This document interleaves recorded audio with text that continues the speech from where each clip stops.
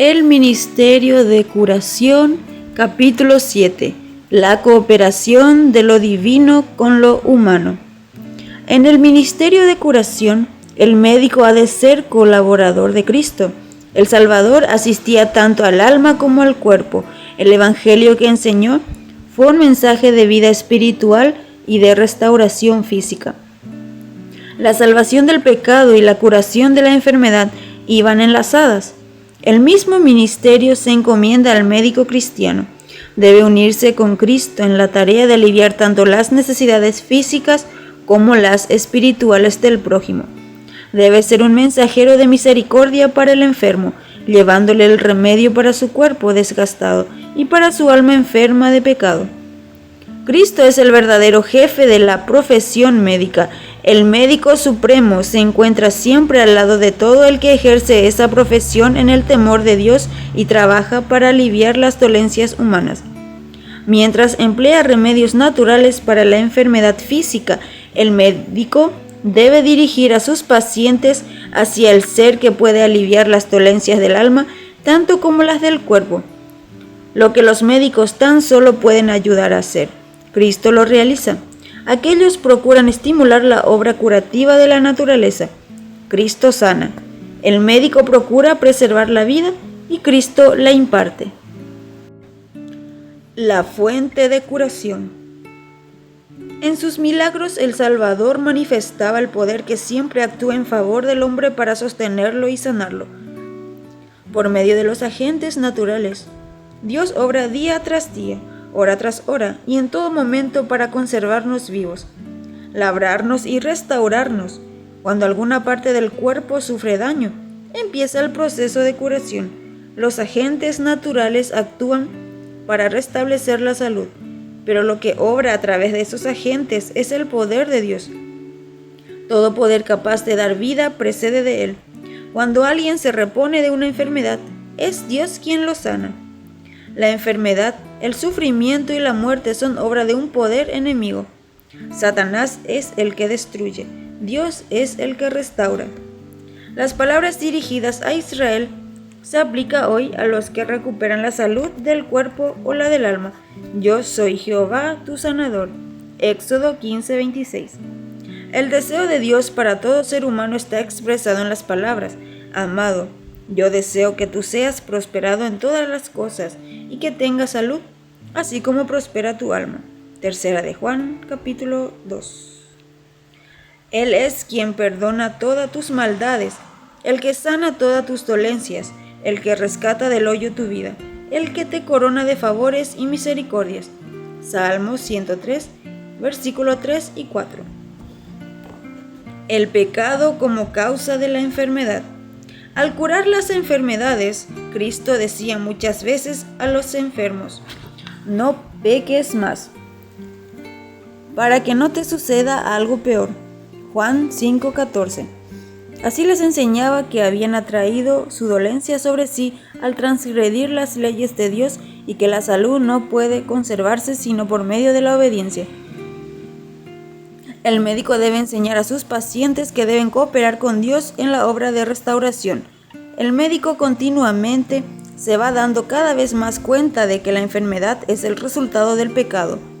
Sabe que las leyes de la naturaleza son tan verdaderamente divinas como los preceptos del Decálogo y que solo en obediencia a ellas puede recuperarse o preservarse la salud. Él ve que muchos sufren los resultados de sus hábitos perjudiciales cuando podrían recobrar la salud si hiciesen lo que está a su alcance para su restablecimiento. Es necesario enseñarles que todo hábito que destruye las energías físicas, mentales o espirituales es pecado y que la salud se consigue por la obediencia a las leyes que Dios estableció para bien de la humanidad. Cuando el médico ve sufrir al paciente de una enfermedad derivada de alimentos o brebajes impropios o de otros hábitos erróneos, y no se lo dice, lo perjudica. Los beodos, los dementes, los disolutos, todos ellos imponen sobre el médico el deber de declarar terminante y claramente que los padecimientos son el resultado del pecado. Los que entienden los principios de la vida deberían esforzarse para contrarrestar las causas de las enfermedades. Al ver el continuo conflicto con el dolor y tener que luchar constantemente por aliviar a los que padecen, ¿cómo puede el médico guardar silencio? Puede decirse que es benévolo y compasivo si deja de enseñar la estricta temperancia como un remedio contra la enfermedad. La ley de Dios en el camino de la vida. Indíquese claramente que el camino de los mandamientos de Dios es el camino de la vida.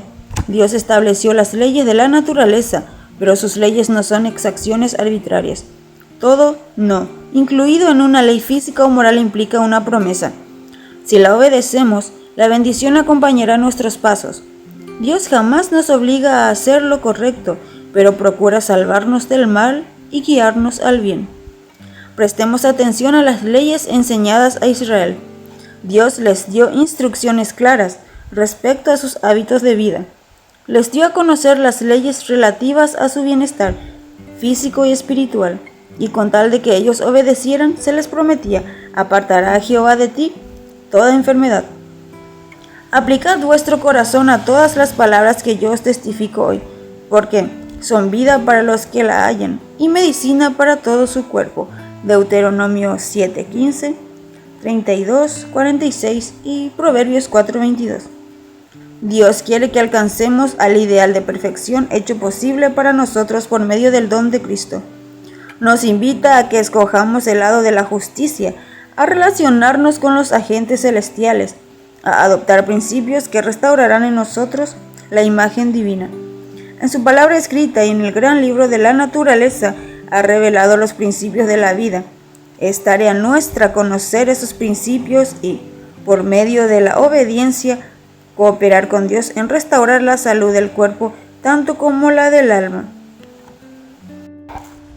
El Evangelio de la salud. Los hombres necesitan aprender que solo pueden poseer las bendiciones de la obediencia en su plenitud cuando reciben la gracia de Cristo. Es su gracia la que da poder al hombre para obedecer las leyes de Dios. Es ella la que capacita para liberarse de la esclavitud de los malos hábitos. Es el único poder que puede hacerlo firme en el buen camino y permanecer en él. Cuando se recibe el Evangelio en su pureza y poder, es un remedio para las enfermedades originadas por el pecado. Sale el sol de justicia y en sus alas traerá salvación. Malaquías 4:2.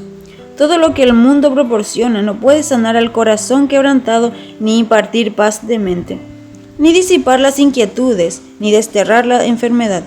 La fama, el genio y el talento son impotentes para alegrar el corazón entristecido o restaurar la vida malgastada. La vida de Dios en el alma es la única esperanza del hombre. El amor que Cristo difunde por todo nuestro ser es un poder vitalizador. Da salud a cada una de las partes vitales, el cerebro, el corazón y los nervios. Por su medio, las energías más potentes de nuestro ser despiertan y activan. Libra el alma de culpa y tristeza, de ansiedad y congoja, que agotan las fuerzas de la vida. Con él vienen la serenidad y la compostura. Implanta en el alma un gozo que nada en la tierra puede destruir, el gozo que hay en el Espíritu Santo, un gozo que da salud y vida. Las palabras de nuestro Salvador: venid a mí y yo os haré descansar, son una receta para curar las enfermedades físicas, mentales y espirituales. A pesar de que por su mal proceder los hombres han atraído el dolor sobre sí mismos, Jesús se compadece de ellos. En él pueden encontrar ayuda. Hará cosas grandes en beneficio de quienes confíen en él.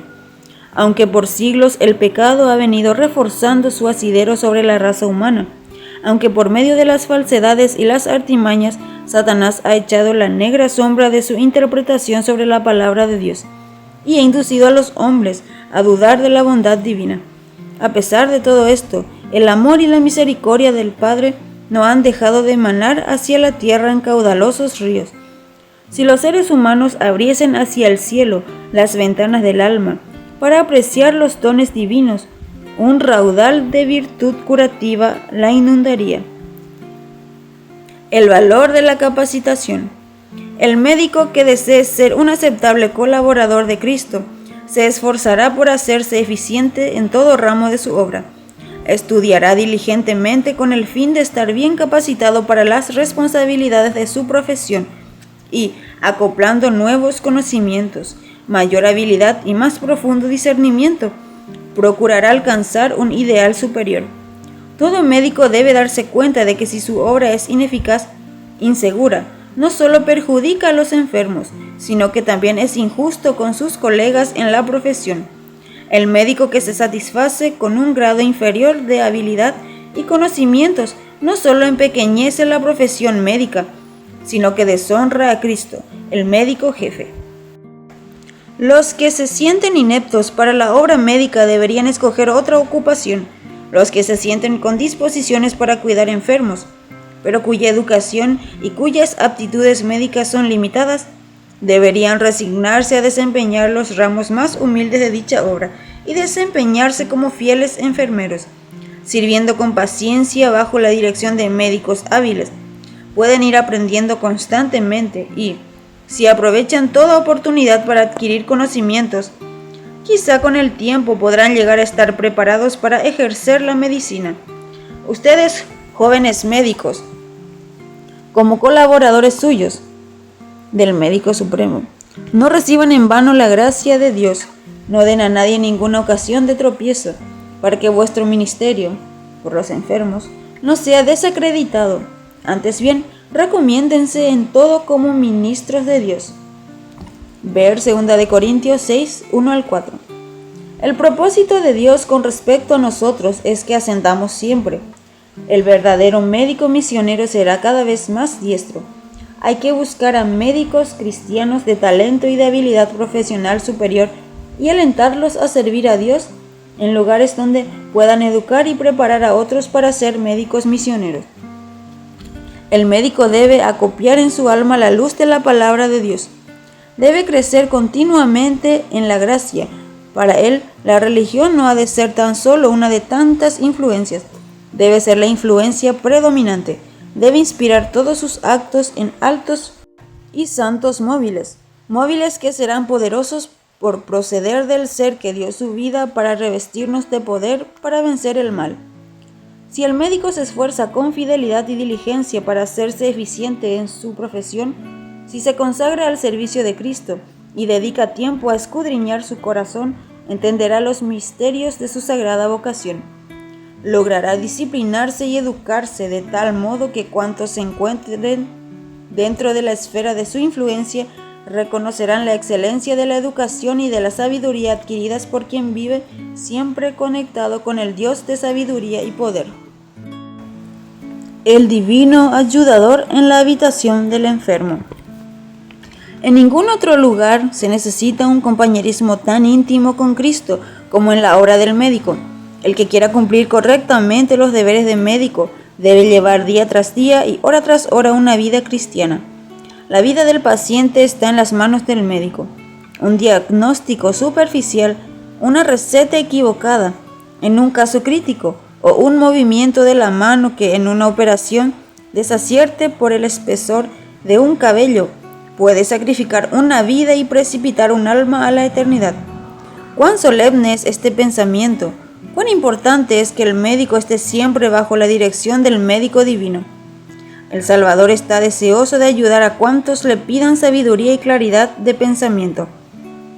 ¿Y quién necesita más sabiduría y lucidez que el médico, de cuyas resoluciones depende tanto? Todo el que procura prolongar una vida debe mirar con fe a Cristo para que dirija todos sus movimientos. El Salvador le dará tacto y habilidad cuando tenga que tratar casos difíciles. Admirables son las oportunidades dadas a quienes cuidan enfermos. En todo cuanto hacen por devolverles la salud, háganles comprender que el médico procura ayudarlos a cooperar con Dios para combatir la enfermedad. Indúzcanlos a sentir que a cada paso que den en armonía con las leyes de Dios pueden esperar la ayuda del poder divino. Los enfermos tendrán mucho mayor confianza en el médico acerca de quien están seguros que ama y teme a Dios. Confiarán en sus palabras, experimentarán un sentimiento de seguridad en presencia de un médico tal y bajo su cuidado. Por el hecho de conocer al Señor Jesús, el médico cristiano tiene el privilegio de, por medio de la oración, invocar su presencia en la habitación del enfermo. Antes de ejecutar una operación riesgosa, implore al cirujano la ayuda del gran médico. Asegure al paciente que Dios puede hacerlo salir bien de la prueba y que en todo momento angustioso, Él es el refugio seguro para los que en Él confían. El médico que no puede obrar así pierde un caso tras otro, los que de otra manera hubieran podido salvarse. Si expresara palabras que inspirasen fe en el compasivo Salvador que percibe cada palpitación de angustia, y si presentara en oración las necesidades del alma, la crisis se vencería más a menudo sin peligro. Solo el ser que lee el corazón sabe con cuánto temblor y terror muchos pacientes consienten en entregarse en manos del cirujano. Se dan cuenta del peligro que corren, al par que confían en la pericia del médico. Saben que no es infalible, pero cuando lo ven inclinarse en oración para pedir a Dios su ayuda, se sienten alentados a confiar. El agradecimiento y la confianza abren el corazón al poder sanador de Dios. Las energías de todo el ser se vivifican y triunfan las fuerzas de la vida. También para el médico es un elemento de fuerza, la presencia del Salvador. Muchas veces lo amedrentan las responsabilidades y contingencias de su obra. La febrilidad de la incertidumbre y el temor podrían entorpecer su mano, pero la seguridad de que el consejero divino está junto a él para guiarlo y sostenerlo le infunde calma y valor. El toque de Cristo sobre la mano del médico le otorga vitalidad, tranquilidad, confianza y poder. Salvada la crisis con seguridad y estando ya el éxito a la vista, pase el médico unos momentos en oración con el paciente. Dé expresión a su agradecimiento por la vida resguardada, y cuando el enfermo exprese su gratitud al médico, haga que esa gratitud y alabanza se tributen a Dios. Diga también al paciente que salvó la vida, porque estuvo bajo la protección del médico celestial. El médico que obre así conduce a su paciente al ser de quien depende su vida, al único que puede salvar eternamente a cuantos se allegan a él. Ministrar el alma. Quienes trabajen en la obra médico-misionera deben sentir un profundo anhelo por las almas. Al médico, como al ministro del Evangelio, se ha confiado el mayor cargo que puede encomendarse a los hombres. Sea que lo comprenda o no, todo médico está encargado del cuidado de las almas. Con demasiada frecuencia, en su roce continuo con la enfermedad y la muerte, los médicos pierden de vista las solemnes realidades de la vida futura. En su afán por desviar el peligro del cuerpo, olvidan el peligro del alma. Puede ser que aquel a quien atienden esté perdiendo la vida y sus últimas oportunidades se estén desvaneciendo. Con esta alma volverá a encontrarse el médico en el tribunal de Cristo. Muchas veces dejamos escapar las más preciosas bendiciones al no decir una palabra en el momento oportuno. Si no discernimos la áurea oportunidad, la perdemos. A la cabecera del enfermo, evítese toda palabra acerca de dogmas o controversias. Diríjase la atención del enfermo hacia el ser que quiere salvar a todos los que a él acuden con fe. Con fervor y ternura, procúrese ayudar al alma pendiente entre la vida y la muerte. El médico que sabe que Cristo es su Salvador personal, porque él mismo fue llevado al refugio, sabe cómo tratar con las almas temblorosas, culpables, enfermas de pecado, que le piden ayuda. Sabe contestar a la pregunta: ¿qué debo hacer para ser salvo? Hechos 16:30. Puede contar la historia del amor del Redentor. Puede hablar por experiencia del poder del arrepentimiento y de la fe. Con palabras sencillas y fervientes pueden presentar a Dios en oración la necesidad del alma y puede animar al enfermo a pedir y aceptar la misericordia del Salvador compasivo. Al ejercer así su ministerio junto a la cabecera del enfermo, procurando dirigirle palabras que lo auxilien y consuelen, el Señor obra por medio de él y con él. Cuando la mente del paciente es dirigida al Salvador, la paz de Cristo llena su corazón y la salud espiritual que recibe es como la mano auxiliadora de Dios que restaura la salud del cuerpo. Al atender al enfermo, el médico encuentra a menudo oportunidad para ministrar a los amigos del afligido, quienes, al velar cerca del lecho del dolor y verse incapaces de evitarle un solo tormento de angustia, sienten ablandarse su corazón. Muchas veces confiesan al médico las penas que ocultan a los demás. Entonces, es la oportunidad para dirigir la atención de los afligidos al ser que invita a los cansados y cargados a acudir a él. A menudo se puede orar por ellos y con ellos, presentando sus necesidades al sanador de todos los dolores y el aliviador de todas las penas. Las promesas de Dios. El médico tiene preciosas oportunidades para recordar a sus pacientes las promesas de la palabra de Dios. Debe sacar del tesoro cosas nuevas y viejas, y pronunciar aquí y allí las anheladas palabras de consuelo e instrucción. Que el médico haga de su mente un depósito de pensamientos refrescantes. Estudie con diligencia la palabra de Dios para familiarizarse con sus promesas. Aprenda a repetir las palabras de consuelo que Cristo pronunció en el curso de su ministerio terrenal, cuando enseñaba a la gente y sanaba a los enfermos. Debería hablar de las curaciones realizadas por Cristo, así como de su ternura y amor. Jamás debería dejar de encaminar el pensamiento de sus pacientes hacia Cristo, el médico supremo. El mismo poder que Cristo ejerció cuando caminaba entre los hombres se encuentra en su palabra. Con ella curaba las enfermedades y echaba fuera los demonios. Con ella sosegaba el mar y resucitaba a los muertos, y la gente atestiguó que su palabra iba revestida de poder. Él predicaba la palabra de Dios, la misma que había dado a conocer a todos los profetas y maestros del Antiguo Testamento. La Biblia entera es una manifestación de Cristo. Las Escrituras deben recibirse como la palabra que Dios nos dirige, palabra no meramente escrita, sino hablada. Cuando los afligidos acudían a Cristo, Él discernía no solo a los que pedían ayuda, sino a todos los que en el curso de los siglos acudirían a Él con las mismas necesidades y la misma fe. Al decirle al paralítico, «Ten ánimo, hijo, tus pecados te son perdonados».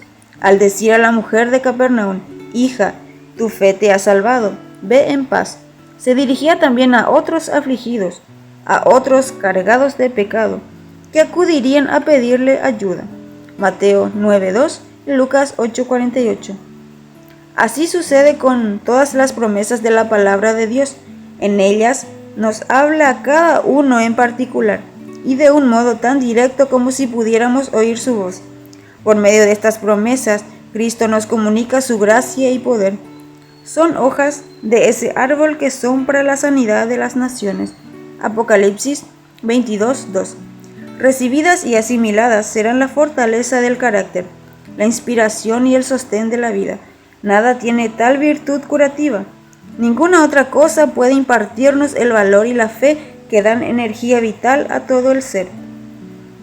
A quien esté al borde del sepulcro y lleno de temor, con el alma agobiada por la carga del sufrimiento y del pecado, repítale el médico, siempre que se le presente la oportunidad, las palabras del Salvador, pues todas las palabras de las Sagradas Escrituras son suyas. No temas, porque yo te redimí, te puse nombre, mío eres tú. Cuando pases por las aguas, yo estaré contigo, y si por los ríos, no te anegarán. Cuando pases por el fuego, no te quemarás, ni la llama arderá en ti, porque yo, Jehová Dios tuyo, el Santo de Israel, soy tu Salvador. Porque a mis ojos eres de gran estima, eres honorable y yo te he amado.